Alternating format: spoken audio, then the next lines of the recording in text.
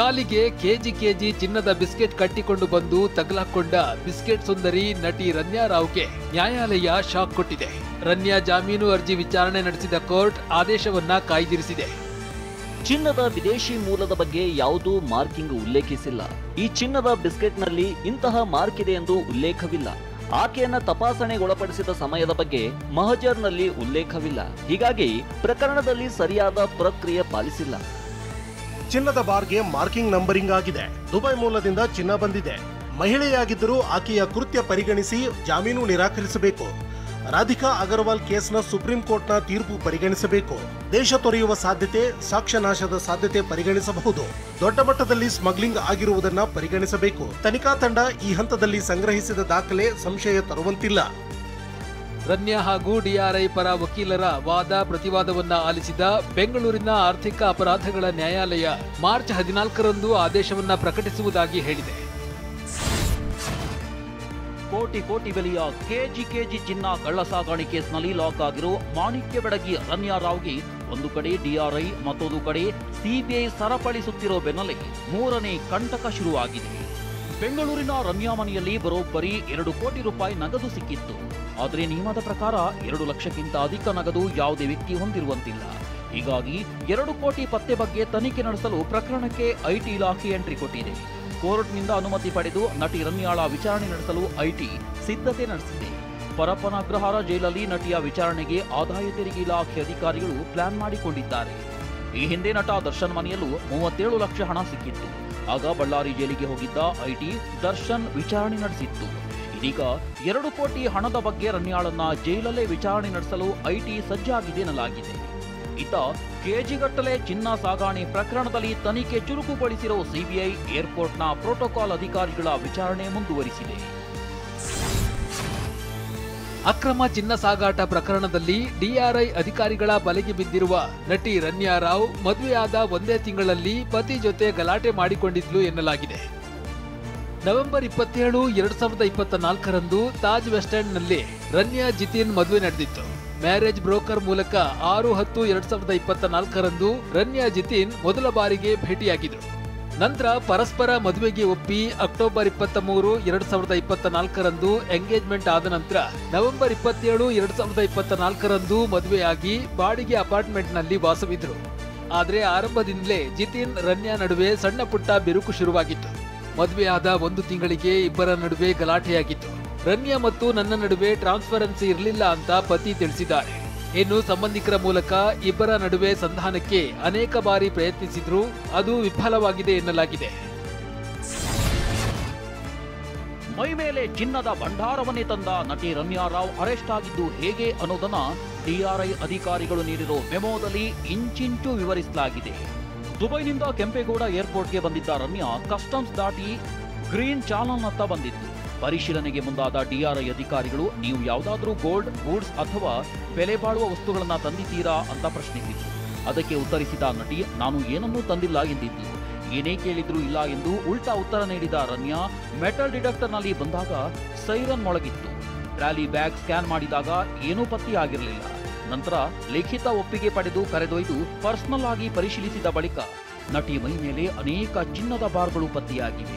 ಸೊಂಟದ ಸುತ್ತ, ಕಾಲಿನ ಮಂಡಿಯ ಕೆಳಗೆ, ಶೂ ಒಳಗಡೆ ಚಿನ್ನದ ಬಿಸ್ಕೆಟ್ಗಳನ್ನ ಕಟ್ಟಿಕೊಂಡು ನಟಿ ರನ್ಯಾ ಬಂದಿದ್ದು. 24 ಕ್ಯಾರೆಟ್ನ 12 ಕೋಟಿ 56 ಲಕ್ಷ ಮೌಲ್ಯದ ಬರೋಬ್ಬರಿ 14 ಕೆಜಿ 213 ಗ್ರಾಂ ಚಿನ್ನ ಸಿಕ್ಕಿದೆ. ಜಿನಿವಾಗೆ ಈ ಚಿನ್ನ ತೆಗೆದುಕೊಂಡು ಹೋಗ್ತಿರೋದಾಗಿ ದುಬೈ ಕಸ್ಟಮ್ಸ್ನಲ್ಲಿ ರನ್ಯಾ ಸುಳ್ಳು ಹೇಳಿದ್ದದ್ದು ಬಯಲಾಗಿದೆ. ಇನ್ನು ರನ್ಯಾ ರಾವ್ಗೆ ಇದೇ ಮೊದಲ ಬಾರಿಯ ಸ್ಮಗ್ಲಿಂಗ್ ಅಲ್ಲ. 6 ತಿಂಗಳುಗಳ ಕಾಲ ರನ್ಯಾ ಭಾರತದಿಂದ ಹೊರಗಿದ್ದು ರನ್ಯಾ ಚಿನ್ನ ಸಾಗಾಟ ಮಾಡಿದ್ದಾಳೆ ಅಂತ ಅಧಿಕಾರಿಗಳು ಅತಿದೊಡ್ಡ ಅನುಮಾನ ವ್ಯಕ್ತಪಡಿಸಿದ್ದಾರೆ. ಇದರಿಂದ ಭಾರತಕ್ಕೆ 4.8 ಕೋಟಿಯಷ್ಟು ಸುಂಕ ನಷ್ಟ ಆಗಿದೆ ಎನ್ನಲಾಗಿದೆ. ರನ್ಯಾ ರಾವ್ ಕೇಸ್ನಲ್ಲಿ ಬಿಜೆಪಿಯವರೇ ಭಾಗಿಯಾಗಿರಬಹುದು ಅಂತ ಸ್ವತಃ ಬಿಜೆಪಿ ಶಾಸಕ ಎಸ್ಟಿ ಸೋಮಶೇಖರ್ ನೀಡಿದ್ದ ಹೇಳಿಕೆಗೆ ಎಂಎಲ್ಸಿ ಸಿಟಿ ರವಿ ತಿರುಗೇಟು ನೀಡಿದ್ದಾರೆ. ಸೋಮಶೇಖರ್ ಯಾವ ಪಾರ್ಟಿ? ಪಕ್ಷಕ್ಕೆ ರಾಜೀನಾಮೆಯನ್ನ ಕೊಟ್ಟು ಮಾತನಾಡಿ ಅಂತ ಸಿಟಿ ರವಿ ವಾಗ್ದಾಳಿ ನಡೆಸಿದ್ದಾರೆ. ಇನ್ನು ಎಸ್ಟಿ ಸೋಮಶೇಖರ್ ಹೇಳಿಕೆಗೆ ಪ್ರತಿಕ್ರಿಯಿಸಿದ ಬಿಜೆಪಿ ರಾಜ್ಯಾಧ್ಯಕ್ಷ ಬಿವೈ ವಿಜಯೇಂದ್ರ, ಎಸ್ಟಿ ಸೋಮಶೇಖರ್ ಬಗ್ಗೆ ಹೈಕಮಾಂಡ್ಗೆ ಎಲ್ಲ ಹೇಳಿದ್ದೇವೆ ಎಂದಿದ್ದಾರೆ.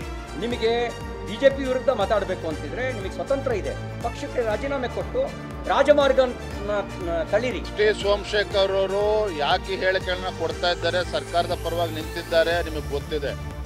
ಇದಕ್ಕೆ ನಾವು ಭಾರತೀಯ ಜನತಾ ಪಾರ್ಟಿ ನಾವು ರಾಜ್ಯ ಮಟ್ಟದಲ್ಲಿ ತೀರ್ಮಾನ ತೆಗೆದುಕೊಂಡು ಕೇಂದ್ರದ ವರಿಷ್ಠರಿಗೆ ಕಳಿಸ್ಕೊಟ್ಟಿದ್ದೇವೆ.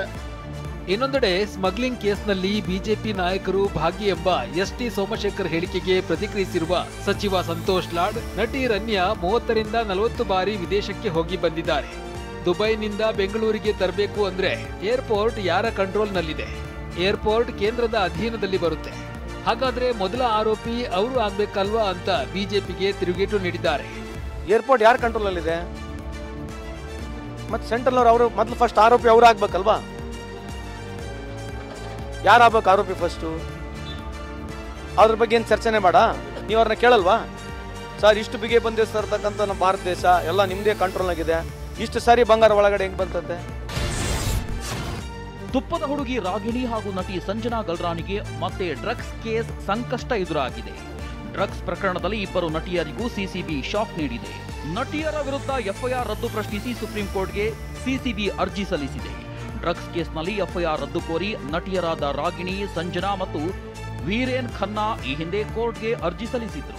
ಅರ್ಜಿ ವಿಚಾರಣೆ ನಡೆಸಿ ಎಫ್ಐಆರ್ನ ಹೈಕೋರ್ಟ್ ರದ್ದುಗೊಳಿಸಿತ್ತು. ಇದೀಗ ಹೈಕೋರ್ಟ್ ಆದೇಶ ಪ್ರಶ್ನಿಸಿ ಸುಪ್ರೀಂ ಕೋರ್ಟ್ಗೆ ಸಿಸಿಬಿ ಮೇಲ್ಮನವಿ ಸಲ್ಲಿಸಿದೆ. ಕಾನೂನು ಮತ್ತು ಗೃಹ ಇಲಾಖೆ ಸಮ್ಮತಿ ಬಳಿಕ ಸುಪ್ರೀಂ ಕೋರ್ಟ್ಗೆ ಸಿಸಿಬಿ ಮೇಲ್ಮನವಿ ಸಲ್ಲಿಸಿದೆ. ನಟ ದರ್ಶನ್ ತಮ್ಮ ಇನ್ಸ್ಟಾಗ್ರಾಂ ಖಾತೆಯಲ್ಲಿ ಫಾಲೋ ಮಾಡ್ತಾ ಇದ್ದ ಎಲ್ಲಾ 6 ಜನರನ್ನ ಇದೀಗ ಅನ್ಫಾಲೋ ಮಾಡಿದ್ದಾರೆ. ಮದರ್ ಇಂಡಿಯಾ ಸುಮಲತಾ, ಅಭಿಷೇಕ್ ಅಂಬರೀಶ್, ಅಭಿಪತ್ನಿ ಅವಿವಾ, ಪುತ್ರ ವಿನೀಶ್ ಹಾಗೂ ಡಿ ಕಂಪನಿ ಫಾಲೋ ಮಾಡ್ತಾ ಇದ್ದ ದರ್ಶನ್ ಇದೀಗ ಸುಮಲತಾ, ಮಗ ವಿನೀಶ್ ಸೇರಿದಂತೆ ಎಲ್ಲರನ್ನೂ ಅನ್ಫಾಲೋ ಮಾಡಿದ್ದಾರೆ. ದರ್ಶನ್ ಅನ್ಫಾಲೋ ಮಾಡಿದ ಬೆನ್ನಲ್ಲೇ ಸುಮಲತಾ ಸರಣಿ ಪೋಸ್ಟ್ ಮಾಡಿದ್ದು ಭಾರಿ ಚರ್ಚೆಗೆ ಕಾರಣವಾಗಿದೆ. ಬೆಸ್ಟ್ ಆಕ್ಟಿಂಗ್ ಆಸ್ಕರ್ ಅವಾರ್ಡ್ ಯಾರಿಗೆ ಹೋಗುತ್ತೆ ಅಂದ್ರೆ ಯಾರು ಸತ್ಯವನ್ನ ತಿರುಚ್ತಾರೋ ಅವ್ರಿಗೆ ಹೋಗುತ್ತೆ. ತಮ್ಮವರ ತಪ್ಪಿಟ್ಕೊಂಡು ಬೇರೆಯವರಿಗೆ ನೋವು ಮಾಡೋದು, ಬೇರೆಯವರ ಮೇಲೆ ಗೂಬೆ ಕೂರಿಸಿ ಹೀರೋ ರೀತಿ ಬಿಂಬಿಸ್ಕೊಳ್ಳೋದು, ನೋವಿಲ್ಲದಂತೆ ಎದ್ದು ಬರೋದು, ನಿಮ್ಮನ್ನ ಯಾರು ಅರ್ಥ ಮಾಡ್ಕೊಳ್ತಾರೋ ಅಂಥವರ ಜೊತೆಗಿನ ಮಾತುಕತೆ, ಚಿಂತೆ ಇಲ್ಲದಂತೆ ಇರೋದು, ಇವೆಲ್ಲ ಸಾಮಾಜಿಕ ಮಾಧ್ಯಮದಲ್ಲಿ ತೋರಿಸಲಾಗದ ಖಜಾನೆ. ಆದ್ರೆ ಇದೆಲ್ಲ ಸಂತೃಪ್ತ ಜೀವನಕ್ಕೆ ತುಂಬಾ ಮುಖ್ಯ. ಇನ್ಸ್ಟಾಗ್ರಾಂನಲ್ಲಿ ಸುಮಲತಾರನ್ನ ದರ್ಶನ್ ಅನ್ಫಾಲೋ ಮಾಡಿದ ವಿಚಾರ ಹಾಗೂ ಸುಮಲತಾ ಸರಣಿ ಪೋಸ್ಟ್ ಬಗ್ಗೆ ಶುರುವಾದ ಚರ್ಚೆ ಬಗ್ಗೆ ಮಾಜಿ ಸಂಸದೆ ಸುಮಲತಾ ಎಕ್ಸ್ಕ್ಲೂಸಿವ್ ಹೇಳಿಕೆ ನೀಡಿದ್ದಾರೆ. ನನ್ನ ಕೊನೆಯ ಉಸಿರು ಇರುವವರೆಗೂ ದರ್ಶನ್ ನನ್ನ ಮಗನೇ, ದರ್ಶನ್ನನ್ನೇ ಗುರಿಯಾಗಿಸಿಕೊಂಡು ಈ ರೀತಿ ಪೋಸ್ಟ್ ಮಾಡಿಲ್ಲ. ಒಂದು ಪೋಸ್ಟ್ ಕುರಿತು ಅನಗತ್ಯವಾದ ವಿವಾದ ಸೃಷ್ಟಿಯಾಗಿದೆ ಎಂದಿದ್ದಾರೆ.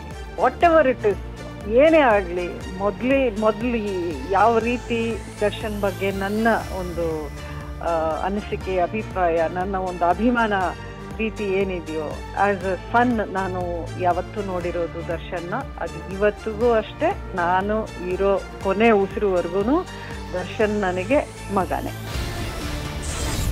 ರೇಣುಕಾಸ್ವಾಮಿ ಕೊಲೆ ಪ್ರಕರಣದಲ್ಲಿ ಜೈಲು ಸೇರಿ ಬಳಿಕ ಬೇಲ್ ಮೇಲೆ ಬಿಡುಗಡೆಯಾಗಿರುವ ನಟ ದರ್ಶನ್ ಬರೋಬ್ಬರಿ 10 ತಿಂಗಳ ಬಳಿಕ ಚಿತ್ರೀಕರಣಕ್ಕೆ ಮರಳಿದ್ದಾರೆ. ಡೆವಿಲ್ ಚಿತ್ರದ ಶೂಟಿಂಗ್ಗಾಗಿ ದರ್ಶನ್ ಮೈಸೂರಿನ ಸರ್ಕಾರಿ ಅತಿಥಿ ಗೃಹಕ್ಕೆ ಆಗಮಿಸಿದ್ದಾರೆ.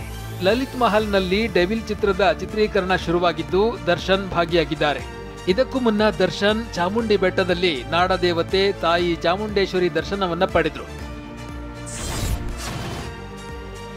ಭಾರತದಲ್ಲಿ ಮೊದಲ ಟೆಸ್ಲಾ ಕಾರ್ ಶೋರೂಮ್ ತೆರೆಯಲು ಮುಂದಾಗಿರುವ ಎಲಾನ್ ಮಸ್ಕ್ ಇದರ ಬೆನ್ನಲ್ಲೇ ಭಾರತದ 2 ದೈತ್ಯ ನೆಟ್ವರ್ಕ್ ಸಂಸ್ಥೆಗಳೊಂದಿಗೆ ಒಪ್ಪಂದ ಮಾಡಿಕೊಂಡು ಭಾರತದಲ್ಲಿ ಸ್ಟಾರ್ ಲಿಂಕ್ ಸ್ಪೀಡ್ ನೆಟ್ವರ್ಕ್ ಸೇವೆಯನ್ನ ನೀಡಲು ಮುಂದಾಗಿದ್ದಾರೆ.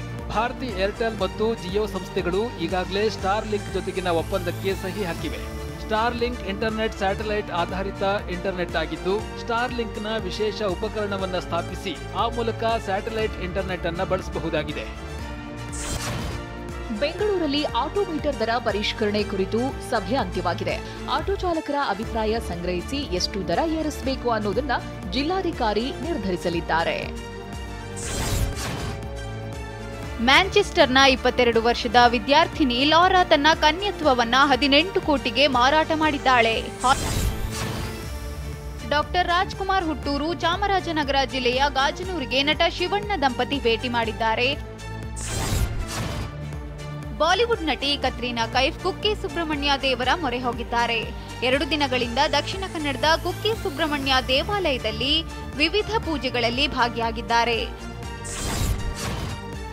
ನಾನು ರೌಡಿಧಾನ್ ಸಿನಿಮಾದ ತೆರೆ ಹಿಂದಿನ 3 ಸೆಕೆಂಡ್ನ ಕ್ಲಿಪ್ ನಯನತಾರಾಗೆ ದೊಡ್ಡ ಸಂಕಷ್ಟವನ್ನೇ ತಂದೊಡ್ಡಿದೆ. ಸಾಕ್ಷ್ಯಚಿತ್ರ ಪ್ರಸಾರಕ್ಕೆ ತಡೆ ಕೋರಿ ಸಲ್ಲಿಸಲಾಗಿದ್ದ ಮಧ್ಯಂತರ ತಡೆಯಾಜ್ಞೆ ಅರ್ಜಿ ವಜಾ ಆಗ್ತಿದ್ದಂತೆ ಧನುಷ್ ಟೀಂ ಇಂಡಿಯಾದ ಆಟಗಾರ ರಿಷಬ್ ಪಂತ್ ಸಹೋದರಿ ಸಾಕ್ಷಿ ಪಂತ್ ಹಾಗೂ ಉದ್ಯಮಿ ಅಂಕಿತ್ ಚೌಧರಿ ವಿವಾಹ ಡೆಹ್ರಾಡೂನ್ನಲ್ಲಿ ನೆರವೇರಿದೆ.